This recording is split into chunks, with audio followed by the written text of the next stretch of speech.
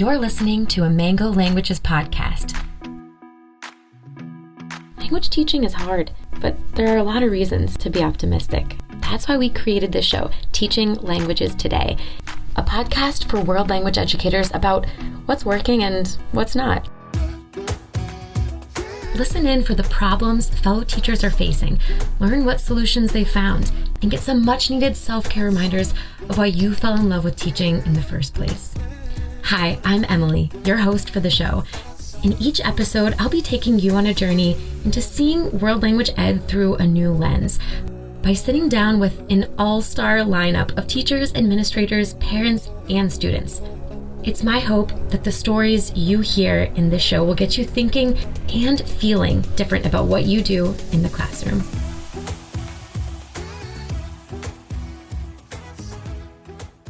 Доброго дня! Як справи? Welcome back to Teaching Languages Today. I'm your host and professional language lover, Emily. If you're like a lot of language teachers today, you're trying to shift learning objectives from a hyper-focus on grammatical accuracy to a more holistic communicative competence. And I'm sure you know this, but that is no easy task, which is why I'm excited about this episode, because I got to sit down with Georgetown University linguist and second language acquisition researcher, Dr. Lara Bryfonski, to discuss one of the best solutions out there right now. It's called task-based language teaching, or TBLT. Have you ever heard of TBLT before? Well, either way, you are in for a treat, because Lara, a former K-12 language teacher, has a lot of knowledge to share about it. In this episode, we get into what TBLT is, some of the research behind how it works, and how you can use it in your classroom. Lara also shares the findings from one of her recent research studies on the topic, which has direct implications for language teaching in the real world. Well, are you ready for some teaching tools that will help your learners speak more confidently and comfortably in the target language? Well, without further ado, here was my conversation with Lara Bryfonski. Hi, Lara. Hey, Emily. How are you? I'm good. Welcome to the show. It's so great to have you. Now, you and I have crossed paths in the conference circuit, but this is our first time chatting in podcast land. I'm so excited. Yeah. So when it comes to TBLT, I have so many questions prepared, especially because from what I understand of it, it seems like TBLT can address, if not solve, a lot of problems that language teachers face day to day in the classroom. All that to say, I have been so excited for this conversation. So can we just jump right in? Yeah, I think we should just dive in and see where the conversation takes us. Have some fun. Okay, sounds good. Okay, so Lara, why don't you start by telling us what is task-based language teaching? Yeah, such a great question. So task-based language teaching is a really exciting approach to language pedagogy that takes tasks, so what students really need to do with their language that they're learning. So maybe that for some older learners, it's applying for a job, or being able to read manuals at work, or talk to customer service. For students at maybe a younger age, like the students in the study we're going to talk about today, it's things that any kid would have to do in school. So maybe playing an activity or a game with a friend using the target language. And in task-based language teaching, we design our courses around those different tasks rather than the traditional way of language teaching, which is to design them around grammar points. So we usually see these textbooks where we start with the present tense and then the future tense, and we move through language like that. So task-based language teaching really turns that on its head and says, let's actually think about what we're using language for. And then when we need to learn these grammar points or maybe vocabulary, that's going to come up naturally and be focused on through communication in the tasks. So it's backed by a lot of research in second language acquisition, which makes it so exciting for me as a former language teacher and as a current researcher. You have this beautiful study that came out in 2021. So tell us about that study. What was the central question of that paper? Yeah, so this paper looked at the role of teachers in task-based language teaching. So something interesting that happens when you flip the classroom in this way, where the task is now central and students are communicating, is that a lot of people say, well, what's the teacher doing? Because we think of teachers being this very important figure in the classroom that takes the knowledge and gives it to the students piece by piece. So if students are learning through tasks, what is the teacher's role here? But actually in TBLT, the role of the teacher is so important because they need to really individualize the instruction to make sure that learners are getting the kinds of tasks that are suitable to their needs, that they're getting opportunities to make meaning, and that they're getting feedback on whether or not the language they're using is working or not for the task. So they actually need to know a lot about second language acquisition and research and get all of this information so that they can design their classroom to help learners learn through tasks. So my study looked at that. How can we train teachers to implement this?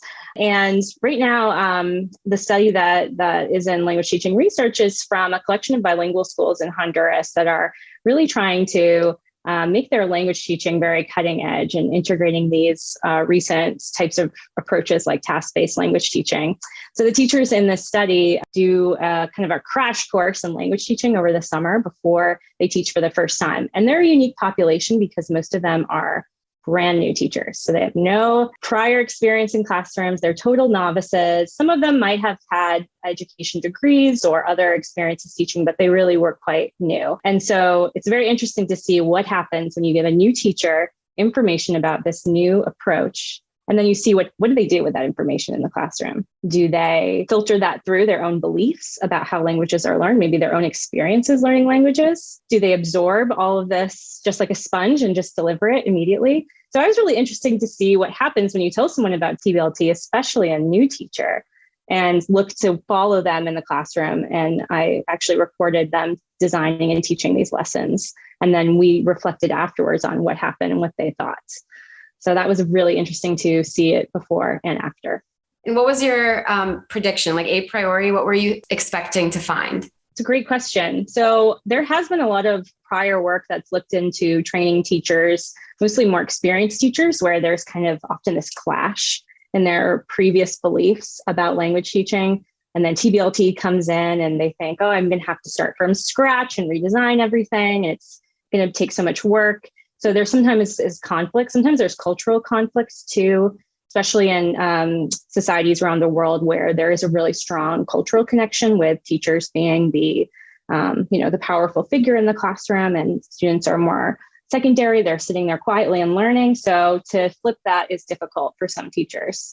So I thought that there would still be variation, but since these were all new teachers, I thought that we would definitely see a lot of them take on TBLT as kind of an exciting opportunity to learn this research-driven approach to language teaching. And so I wasn't surprised to find that there was a lot of variability in what happens when the teachers implemented. You had teachers who totally rolled with it and they tried all these very innovative tasks. They explored their students' interests and tried to design activities that would get them excited to be using their language in meaningful ways. And then you had teachers who, even though they were novices, just like everyone, we have beliefs about language learning. And they thought, well, I had one teacher in the study, she's quoted saying, how are they going to be able to do this activity if I don't teach them all the verbs that they need to know in the past tense? So I have to teach that way. And so when she went to the classroom, those beliefs just were driving her so strongly that she started her lesson with the very didactic, teacher-centered, here's an ED ending, and here's how it goes on verbs so you can make the past tense. And there seemed to be a connection between teachers that had some type of prior experiences. So even the ones that they were all novices, but even the ones that had a little bit of background to draw from, they seemed to utilize the different principles of task-based language teaching a bit more effectively in these first lessons than the true novices. They struggled a little bit more to implement it. Tell us, what did the training look like? What kinds of things did these teachers do in this intervention period? So something fun is that I was one of the trainers at the time. And before COVID, I used to go to Honduras every single summer to help the Honduran partners with these trainings for their teachers. And now we can talk about this maybe later. Now it's the next round of studies here is that it's all been put online because of COVID. So that's been super interesting. But back then, when it was all in person, we kind of did a task-based approach to teacher training. I would kind of treat them like they were the students, and I would model how I would design a lesson that was task-oriented. But in this case, the task was learning about second language acquisition, learning about how to juxtapose these different approaches, the very grammar style. They had to kind of get that terminology and vocabulary in order to understand how TBLT fit into that picture. So we've got very communicative approaches. We've got very grammar-based approaches. We have this task-based approach that we would like you to do. And here's how you can take your curriculum, and here's how you can break that down into pieces to make lessons, and how you can structure your lesson to support language learning through TBLT. So they actually had to do these things, and I was kind of modeling as a teacher role. So they cycle through lots of different mini lessons on different topics, from actually writing lessons to what are tasks, how to give feedback that's effective and supports language learning. One thing that language teachers are always very concerned about is, how do I encourage the students to use the language in the classroom? Because especially in bilingual schools, everybody speaks, in that case, Spanish, and we don't want to disparage their bilingual abilities. Being bilingual is awesome, and they are going to be great users of two languages. But how do we get the students speaking English? The same question comes up here in the US if a teacher is teaching Spanish and they have their high school students who are all speaking English. So we talk about how do we support and promote output in the classroom using the language in meaningful ways.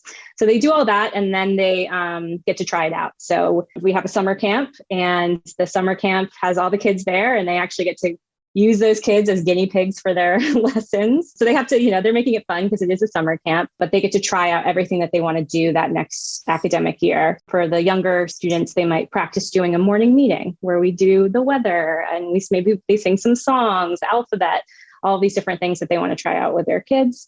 A little writing lesson, writing a letter to your parents or your siblings or your friends. So about your summer vacation or whatever. So these are the types of tasks that little kids are really doing. And so they get to try out all that and get feedback from their peers on their practicum teaching. Whenever you had that teacher who steps into the classroom and really, really believes, in order for my students to do this task, I have to teach them all of the verbs that they might need to use in this exercise or this activity, what would be a TBLT approach? What could she have done with TBLT in mind? Yeah. So one thing that she could have done was to kind of think of, well, they have a curriculum which has, things that all kids need to know in that year. So taking the task from the curriculum as the main point of departure, rather than thinking, okay, I need to teach verbs. Thinking, okay, I want to teach what I did on my summer vacation and how to write a letter, because that's a task that third graders need to do. So yes, past tense might be part of that. So we have to talk about how past tense is going to emerge from this letter writing, because students are talking about what happens during their summer vacation. And maybe they're like drawing pictures, illustrating it, and making books and sharing them with their friends in their class, or they're doing all these things that are going to elicit the past tense. And so what the teacher's role in this scenario is going to be is to really be monitoring their production, how they're using past tense, and supporting them to use it more accurately in the moment when they need it. So the idea here is that connection that they're making when they're really using it in a meaningful way and getting that feedback right then at the point where you need it is really what's going to foster those connections in our brains that help us internalize language and be able to use it more fluently in the future. And they'll be doing that over and over and over again if they're writing a letter in the past. Is part of the thinking that they should start the task, and then as they are trying to talk about the past, they might stumble upon the realization, oh, I don't know how this verb works in the past. And that actually will help them learn it better because they wanted to know for their meaningful purpose. Yeah, I think for some students, it for sure will be like that. There's all different ways that people are motivated, and some of them are very motivated by a curiosity to understand how this verb form works. A lot of linguists are like that, I think, as language learners. Other students might be motivated by the task itself, by getting it accomplished. And some people might be motivated by more like extrinsic things. Like, I just want my teacher to be happy with me, and I want to get a sticker on my paper or whatever. So yeah, some might.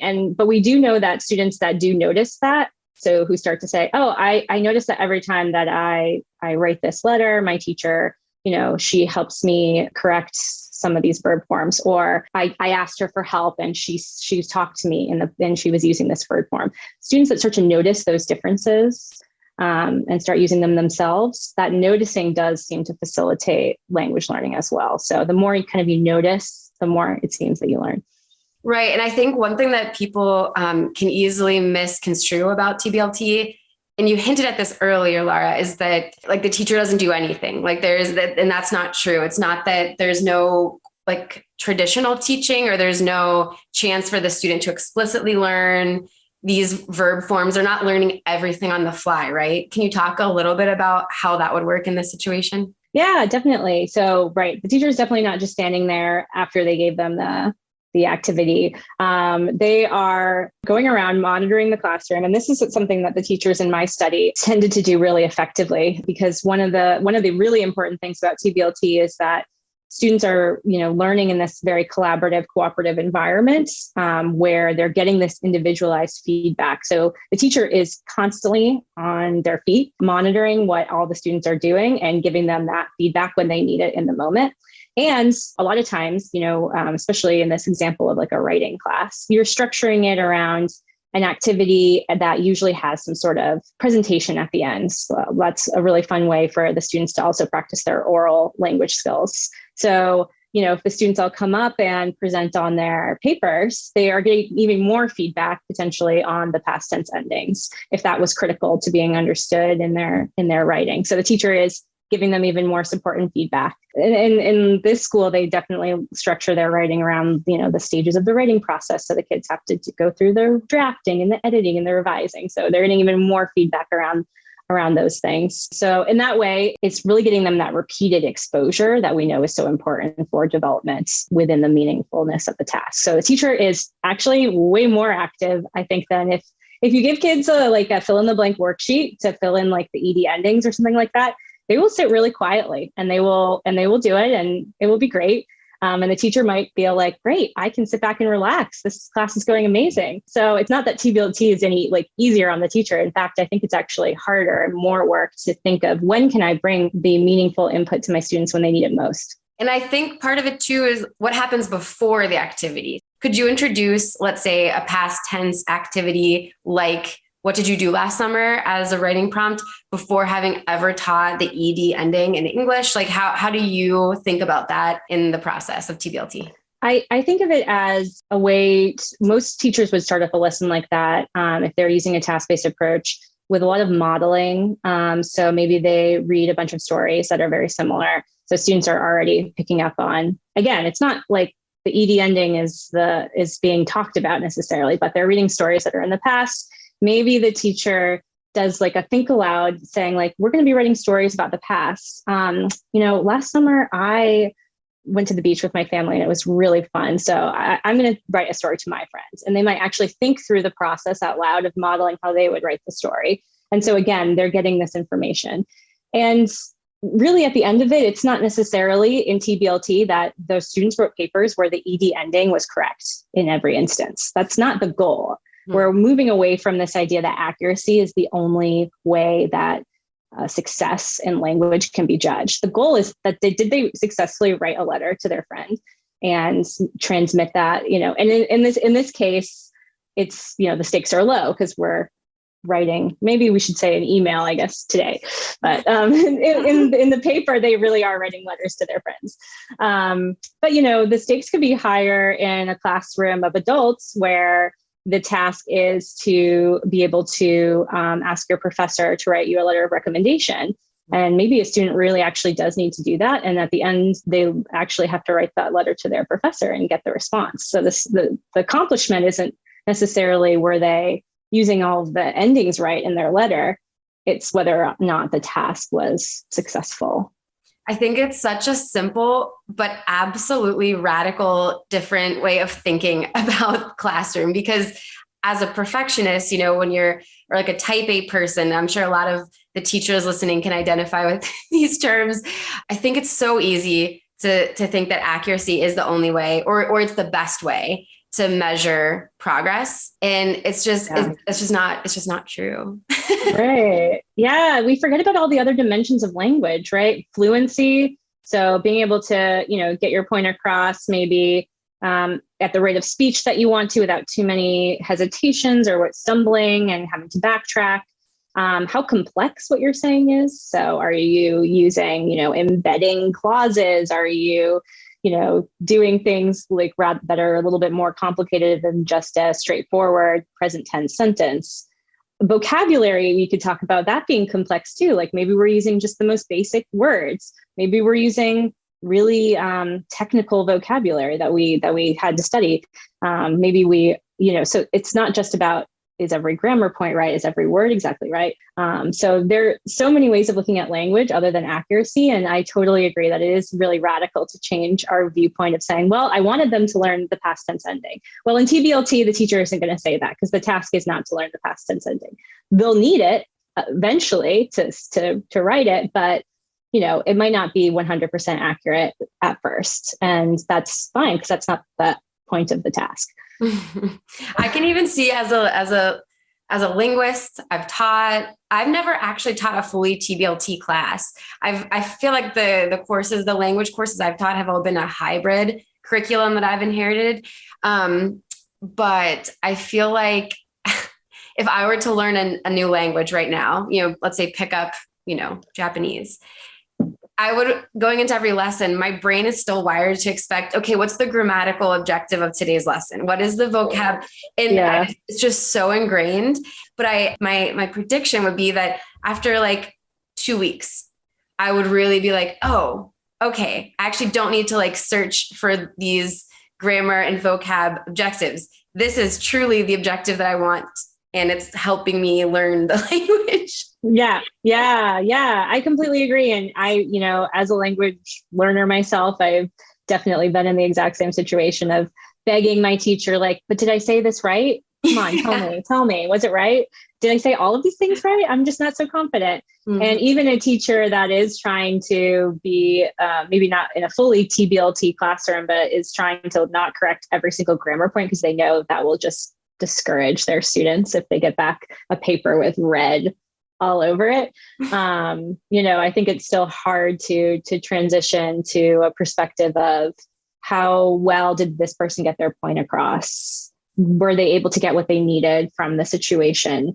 They tried to order a pizza. Did they get back the half pepperoni, half cheese pizza, or did they get something totally different? So, we think about success in a lot of ways, and, that could come down to saying something that inaccurately, of course, but, maybe you didn't say pepperoni. And so that's why you didn't get the right thing on your pizza.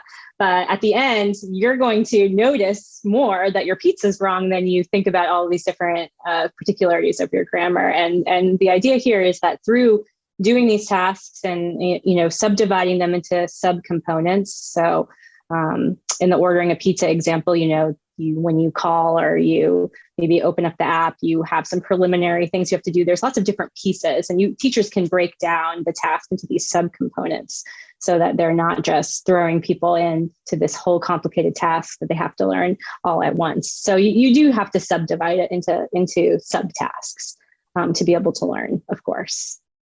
You gave us a little bit of a preview of what you found in the results when you took a peek at the data. But I guess my biggest question is what surprised you?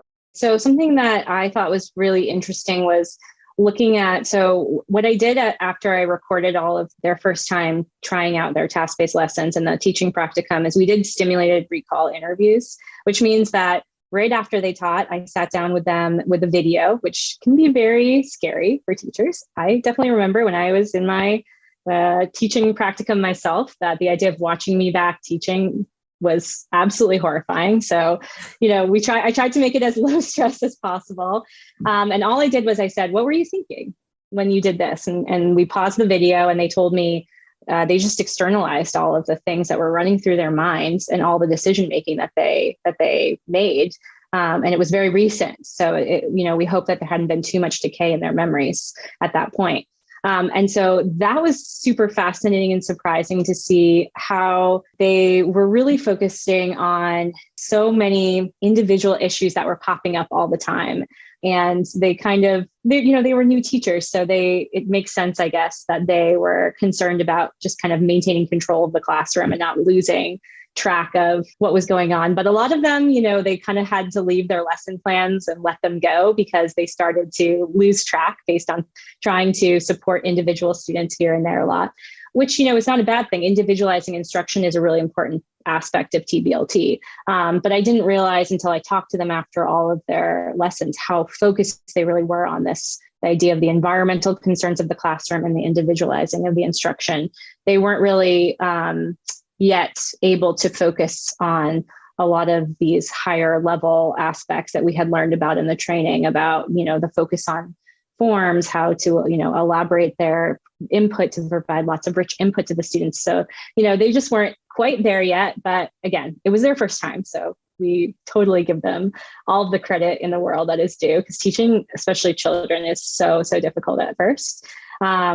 But seeing how some teachers, really took the principles from the training and implemented them so well, and how some teachers really, did their own thing, was just fascinating to see how one training can bring about so many different approaches to language teaching. It really shows you how, when even, just as with language teaching, it filters through all of your individual students, the same thing when you're training teachers. It filters through all of their pre-existing beliefs, their past experiences, their other individual differences, their prior teaching experiences, prior learning experiences, maybe if they're speaking the language that they are teaching as their first language, or maybe they are also second language speakers. A lot of the teachers in my study were second language speakers of English because they were locals to the schools. So, they're also filtering things through their second language. So that definitely also impacted how they understood the training, what they took from the training. And so you saw all of that kind of emerge in this very diverse way in the classroom. So it's really interesting to think about how we can, follow teachers and understand why they do what they do after they get a training experience. So that's what really motivated me to do this study. And what about the corrective feedback? I know that was one thing that a lot of the teachers struggled to master. Can you talk about that? Yeah, so providing corrective feedback is such an important piece of TBLT, and so much research in second language acquisition has looked into all of the different ways that feedback can be effective. The problem is that there's no perfect answer. You can't just tell a teacher, well, every time that you hear an error, do this. There's no perfect way to do it. And so for these novice teachers, I think that they felt overwhelmed by all of the different language that they were hearing in the classroom and weren't always sure what necessarily to do. But a lot of them I saw doing the type of feedback that's most common in classrooms, which is recast. So a student asked them a question and they would say, maybe with a quizzical face, it back to them in the corrected way, like, you can drink water? Yeah, you can go drink water. That was very common. But the interesting thing is that when I asked them, what were you thinking? They were so focused on just like maintaining the classroom's environment and making sure everyone had what they needed, that they weren't thinking about that as corrective feedback at the time. They would say things like, yeah, he was going to get water. Like, they weren't thinking like, oh, I actually recasted that. And I was giving him more, input in this interesting way. So they were just, in survival mode, I think, at the beginning, which totally makes sense. And remind me, in terms of the experimental methodology, did they record just one session or was there another one? In this study, we just recorded one session, but there was a lot more data that was analyzed. So they took a survey before they engaged in the training where they told me all about like their different beliefs. So I asked them questions like, what does it mean to be successful in a language? Does it mean to be accurate? Does it mean to be able to do tasks? And I asked them all about their prior experiences in language teaching, how they learned languages. So there was a lot of that background information that was gathered before the training happened. And then they also submitted reflections every single day of the training where they talked about things that they were noticing and things that they were still confused about. So I had this huge collection of all of the different points. Not all of this is fit into this one study. There's a few different pieces that didn't make it to the final cut, but there was, their reflections and then their stimulated recall. And then after the training ended, they took the same survey again. So I could measure whether or not their beliefs actually changed, if they felt like they had readjusted their understanding of maybe how languages are learned or how they felt about their philosophy towards language teaching. And I interviewed them about the training and what they thought about it and what they took from it. So it really got this very holistic picture of the experience of the training. According to Mike Long, who is one of the most influential theorists of task-based language teaching, he has 10 principles that for him define the most essential methods that you would use in a task-based classroom. So the rubric that I developed to look at how these teachers implemented TBT was just based on what his principles are. Okay, so here are those 10 TBLT principles summarized. I'm going to go through them quickly, but if you want more information on these, then check out the link in the description where we have all of these 10 principles outlined for you in a really helpful way. Okay, so TBLT principle number 1, use task, not text, as the unit of analysis. So basically focus on an authentic task, not grammatical tables in a textbook. Number 2, promote learning by doing. That one speaks for itself. Use active learning strategies, not passive ones.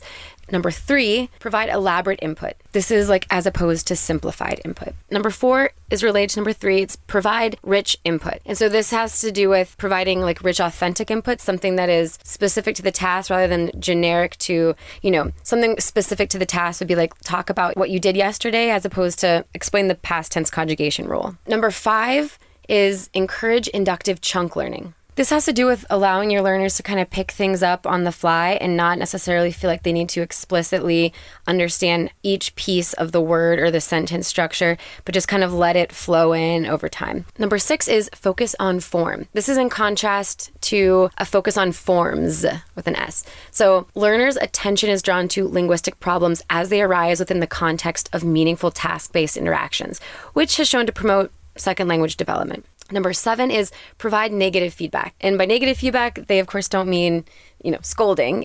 This means corrective feedback as opposed to positive reinforcement feedback. I don't find the term negative feedback helpful because it tends to cast, a negative connotation to the whole phrase. So we're going to think about it as providing corrective feedback. Number 8 is respect learner syllabi and developmental processes. For this one, you want to recognize the developmental sequences for the acquisition of a variety of second language target structures. So the instruction is supposed to be directed at or just above the learner's current developmental level. This goes with Krashen's I+1 formula, if you're familiar with that. Principle number 9 is to promote cooperative, collaborative learning. And this contrasts from more individualized or competitive style learning. And finally, number 10, individualize instruction. We all know that our students have individual differences that give them different strengths or challenges in the language learning process. So by differentiating your instruction based on learners' individual needs, you're more likely to help them reach their goals. Okay, so those are the 10 main TBLT principles summarized. And again, if you want a nice PDF to help you think about these in a bit more depth, then check out the link that we have for you in the description. Okay, so now we've learned the 10 principles of task-based language teaching. How did the teachers in Lara's study do on these 10 principles after their TBLT teacher training? Number 9, promote cooperative and collaborative learning.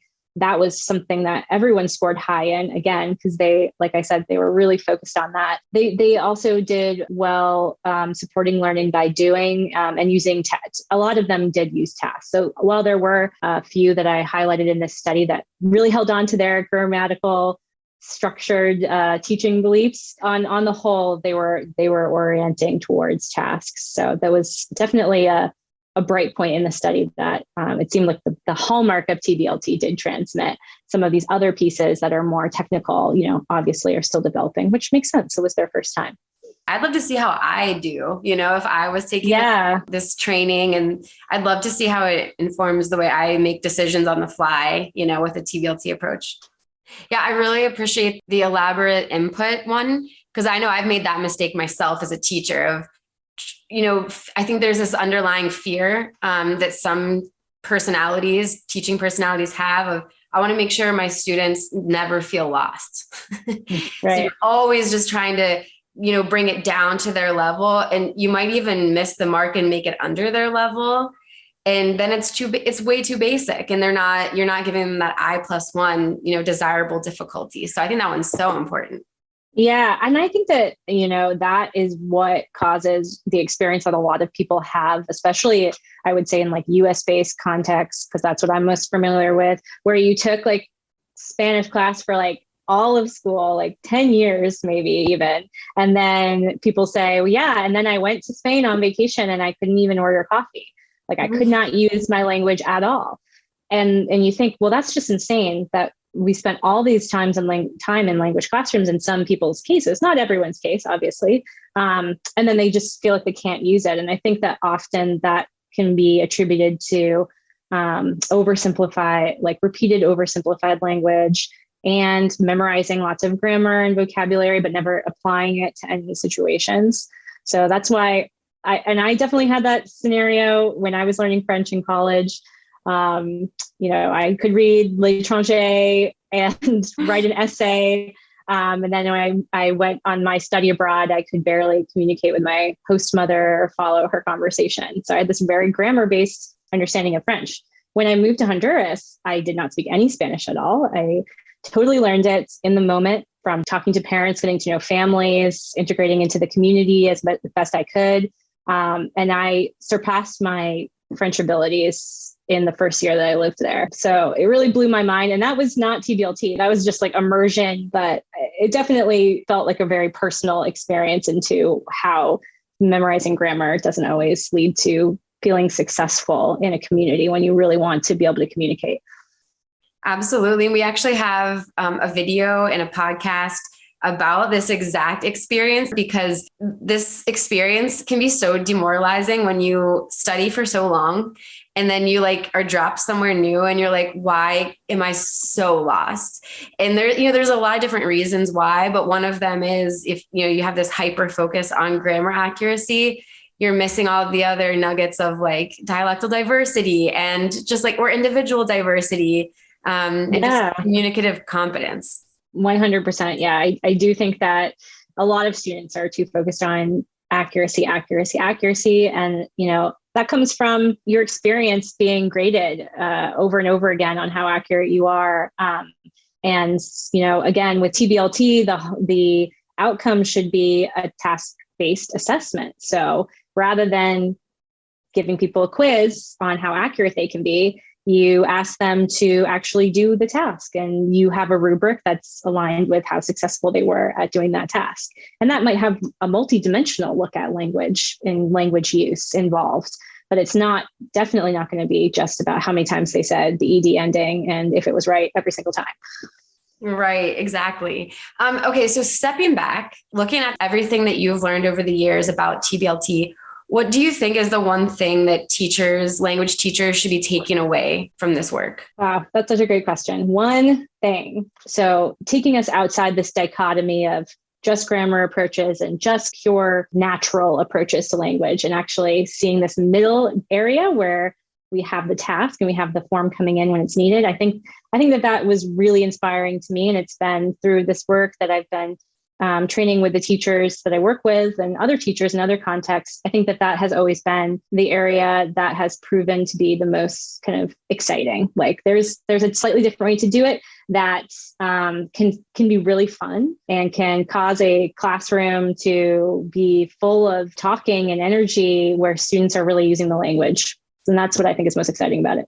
And I think this has a lot of overlap with the question of, should language learning be explicit or implicit? It's both. There's a messy gray middle ground there where combining them both provides a whole new approach. And I think that's what you're describing in a way with TBLT is it's not hyper grammar focus. It's not full quote unquote natural immersion. It's something else. It's a little bit of both and it's different. Yeah, 100%. Yeah. The explicit implicit debate will go on and on forever. And I love thinking about these debates and these concepts, especially because even if you teach someone in a really explicit way, that doesn't mean that they're going to for sure just develop explicit knowledge. And the same thing is in reverse, right? If you teach in a really natural way, that doesn't mean that students necessarily will learn really implicitly. I mean, there's so much going on in each individual person. And that's why all this research on individual differences in language learning is so fascinating, because that really shines a light onto how people can take in the same information. And because of all of our individual experiences, the anxiety that we're experiencing, how motivated we are and why we're motivated, our backgrounds, our race, our ethnicity, our experiences in education systems, our culture, we're filtering through all of that. And maybe we just have a general aptitude for language learning where we can see patterns really well. Our working memory is really excellent. And that helps us notice things in the input and memorize them more easily. I mean, you're seeing that diversity of experiences because people have all these individual differences. And that's I think one of the most fascinating areas of learner-based language learning research right now. And if you want to know more about the research behind individual differences in language learning, then check out my colleague and fellow language lover, Caitlin Tagarelli's series, The Science Behind Language Learning, which is another sister series hosted by Mango Languages. And I highly recommend it if you haven't listened to it yet. Okay, back to the conversation. If any teachers listening right now are hearing TBLT for the first time, or they're hearing it now and thinking, oh, I've heard about that, but this is actually clicking now, where could they go to learn more? Oh yeah, there's so many amazing resources on TBLT. So the academic side, the book that I pulled these 10 principles from by Mike Long is kind of the Bible, if I may, of TBLT for me and for a lot of researchers. But there is also a task bank that Lara Bryfonski at the University of Indiana is developing, where you can find tasks that other teachers or researchers have used. On the more researchy side, the IRIS database is another place that people have uploaded tasks that they've used for research purposes, but they can also be used in classrooms by teachers. So these are both two kind of like repositories that you might find inspiration, at least, and definitely different approaches for using tasks. The International Association for TBLT has a great website that has resources, publications, featured projects, all in this domain of TBLT. And they have a conference that is also really fun to check out. They're iatblt.org. Well, thank you so much, Lara, for being on the show. Yeah, thank you so much for having me. This has been so fun. Yeah, you take care. Well, that was my conversation with Georgetown linguist and second language acquisition researcher, Dr. Lara Bryfonski. We covered a lot of great information and resources about TBLT in this episode. And for our listeners, fret not if you weren't taking notes, because we have summarized all of that information into a nice, simple one-pager that you can download for free through the link in the description. And if you're still hungry for more Teaching Languages Today content, then go ahead and check out all the other episodes in this series if you haven't caught up on them yet. Oh, and of course, if you enjoyed the episode, give us a like, give us a follow. We appreciate you. Well, that's all from me today. Thanks for listening. Do побачення. Bye.